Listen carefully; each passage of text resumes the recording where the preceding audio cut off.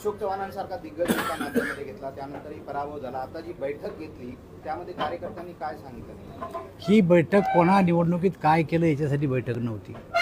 जे झालं ते झालं. जनादेश आम्ही स्वीकारला आणि हा जनादेश स्वीकारून आम्ही पुढच्या निवडणुका जे येतील आता विधानसभेच्या, जिल्हा परिषदच्या, पंचायत समितीच्या, महापालिकेच्या, त्यासाठी सगळ्यांनी कामाला लागलं. की अशोक चव्हाण सोबत आले म्हणून आमचं नुकसानही झालं नाही आणि अशोक चव्हाण नसतं तरी हीच परिस्थिती असते असं मला वाटतं. कारण ते काही एका मतदारसंघाचा विषय नाही आहे, काही अशोक चव्हाण साहेबाचा दोष आहे असं मी मानत नाही. सगळ्याच मतदारसंघात थोड्याफार प्रमाणात असा फरक झाला आहे.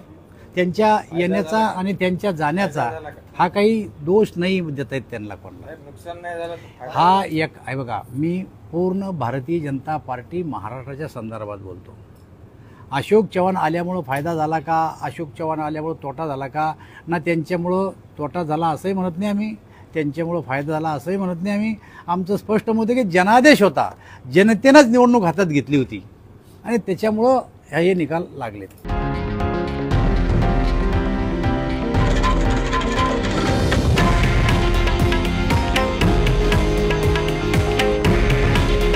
हे आहे देशातील नंबर 1 न्यूज नेटवर्क आणि आपण पाहत आहात TV9 मराठी.